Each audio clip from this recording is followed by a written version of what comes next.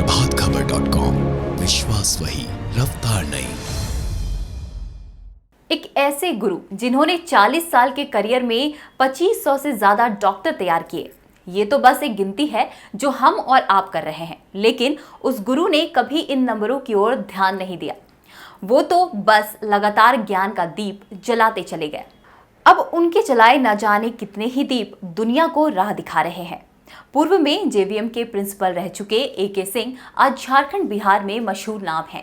इनसे पढ़ चुके करीब 2500 बच्चे आज भारत के विभिन्न राज्यों समेत विदेश में भी बड़े अस्पतालों में डॉक्टर की सेवा दे रहे हैं। इनके अनुसार केवल रांची में ही 70 से अधिक नामी डॉक्टर होंगे जो इनसे शिक्षा ले चुके हैं। तो आइए बात करते हैं उस गुरु से जिसने कर्म ही पूजा है के सिद्धांत को जीवंत किया है। देखिए, मेरी जो शुरुआत थी 1979 में जेवीएम शामली में एज ए बायोलॉजी टीचर शुरू हुई थी और मैंने वहीं पर 39 इयर्स सर्विस दी और 2018 में मैं वहाँ से एज प्रिंसिपल रिटायर हुआ। जेवीएम शामली में मैंने 20 साल वाइस प्रिंसिपल और प्रिंसिपल के कार्य किया। तो अभी हम लोग यहाँ आईआईटी मेडिकल स्टडी सेंटर हमारा है एजी ऑफिस के पीछे नॉर्थ ऑफिस पाड़ा में, वहाँ पे एक हमारी टीम है जिसमें वीके सिंह हैं, सर रूपक सिंह हैं। एक्चुअली कभी ये पैशन नहीं, कभी इस तरह का सोचा नहीं था कि इस तरह का रांची झारखंड में होगा। होता क्या था, हम लोग जब 1979 में ज्वाइन किए थे तो उस समय मेडिकल मैक्सिमम निकलता था सेंट जेवियर्स कॉलेज, और सेंट जेवियर्स कॉलेज में उसमें बीबी सिंह हुआ करते थे जूलॉजी डिपार्टमेंट के हेड, और वो काफ़ी अच्छे से मेडिकल बच्चों को गाइडेंस किया करते थे। तो 1980 में हमको याद है जब हम ज्वाइन किए 79 में, तो 5 लड़कियाँ मेरे पास आईं। एचईसी की लड़कियाँ थीं, लेकिन वो 5 स्टेट की लड़कियाँ थीं।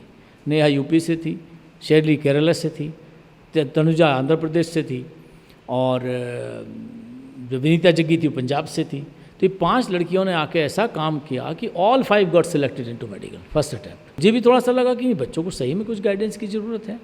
तो ये सफ़र जो शुरू हुआ ये 1980 में यानी 81 में जो अपेयर हुआ तब से शुरू हुआ, और तब से लेके फिर पीछे मुड़ के नहीं देखा।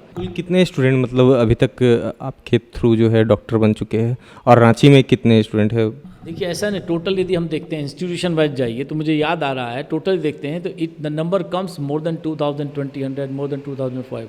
तो 2200-2300 के नंबर तो मेरे पास लिखे हुए हैं नाम, डायरीज में लिखता हूँ, मेंटेन करता हूँ हर समय। तो around it may be, because कुछ ऐसे होते हैं बाद में बता नहीं पाते हैं, सेकंड अटैम्प्ट किए तो नॉर्मली फर्स्ट अटैम्प्ट का खींच के हमने लिख लिया, तो उसमें इतने डॉक्टर्स हैं। अब इंस्टीट्यूशन वाइज जाते हैं तो एम्स से करीब हमको लगता है 1.5 दर्जन अभी तक निकले, 18।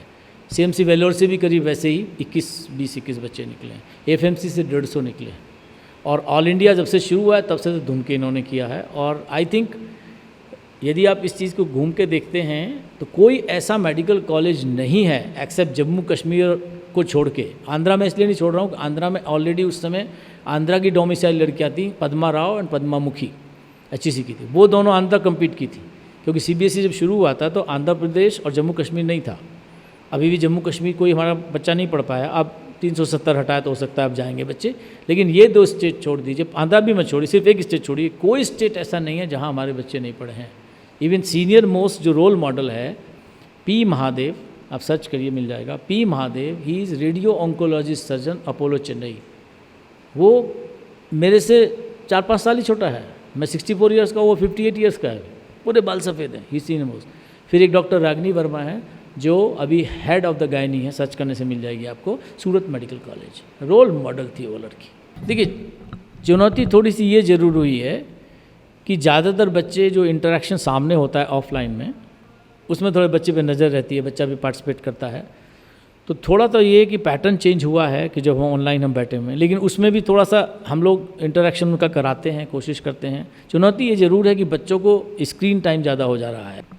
देखिए, 2 संदेश। पहला संदेश तो ये है कि हमेशा कोई ऐसी रात नहीं होती जिसका सवेरा नहीं होता। थोड़ी देर के लिए बुरा फेज़ आता है, बड़े बड़े यहाँ तो अकेले सोचिए तो करोड़ों के जॉब चले गए, अमेरिका जैसे कंट्री में जॉब चले गए, लोगों के घर बिक गए, गाड़ियाँ बिक गई, फ़र्क नहीं पड़ता है, लेकिन ये ज़िंदगी यहीं रुकती नहीं है। इसलिए आप अपने आप को रिकलेक्ट करिए, हिम्मत लाइए, वापस चलिए, डबल ताकत से चलिए, एंड जो आप 2 साल में कर सकते हैं 6 महीने में कर दीजिए उसको। तो ये जो चीज़ होती है, इसलिए मेरा संदेश उनके लिए है जो टीचर्स, आप रियली टीचर्स हैं, इस प्रोफेशन को प्रोफेशन मत समझिए, डिविशन है पैसे के बारे में मत सोचिए, अपने आप आएगा। आप मेहनत करिए, अपना शाइन करिए और हिम्मत मत मारिए, आगे बढ़िए, क्योंकि आपके ऊपर सबसे बड़ी जिम्मेदारी है कि झारखंड के और यहाँ के जो इतने अच्छे बच्चे हैं पूरे कंट्री से इकट्ठे हुए हैं बिकॉज ऑफ इंडस्ट्रियलाइजेशन, इतने अच्छे बच्चे कहाँ मिलेंगे आपको। हाँ, जो मेडिकल एग्ज़ाम दे रहे हैं बच्चे इस बार, जिनका 12 तारीख को अभी एग्जामिनेशन दिए, वैसे पोस्टपोन तो हो नहीं रहा, अभी 12 को हो रहा है, जैसा भी आया मिनिस्ट्री का, लोग प्रेशर कर रहे हैं, लेकिन टाइम बहुत कम है। तो इसमें आपको कम नहीं सोचना है, आपकी पढ़ाई हो चुकी है, तैयारी हो चुकी है, बच्चे बहुत मेहनत की हो, तुम रात दिन लगे रहे हो, 2 साल बैठे नहीं हो। अब कोई नया टॉपिक मत शुरू करो, कोई नई किताब मत उठाना, कोई किसी का नया पैटर्न का टेस्ट सीरीज़ मत ज्वाइन करना, सिर्फ एनसीईआरटी और एनसीईआरटी एग्जाम्पलरी किताबों को पढ़ते जाओ। उसमें भी inorganic chemistry, applied chemistry, biology and modern physics, इसको एनसीईआरटी एग्जाम जो रटने वाली चीज़ें देखने वाली उनको थोड़ा ज़्यादा ध्यान दो और हैव कॉन्फिडेंस। देखिए, ऐसा यदि कोई ऐसा सोचता है, फ़र्क नहीं पड़ता है, आप 2021 में एंटर किए चाहे 2022 में एंटर करिए, 1 साल में फ़र्क नहीं पड़ने वाला है। आप जो मेहनत उस समय नहीं कर पाए थे, अब क्लासेस ऑफलाइन आती हैं, आप दोबारा लग जाइए, मेहनत करिए फिर दोबारा। हमारे हिंदू संस्कृति में कहावत है जो बताया जाता है कि जहाँ आँख खुले वहीं सवेरा। अब आपकी आँख खुल चुकी हैं, आप पीछे को जोड़ दो ना। एक सिंपल चीज़ है, उनको ये बता दीजिए कि जैसे हम कार में जा रहे हैं, आगे देखने वाला शीशा कितना बड़ा होता है और पीछे देखने वाला शीशा कितना छोटा होता है, तो पीछे क्यों देखते हो।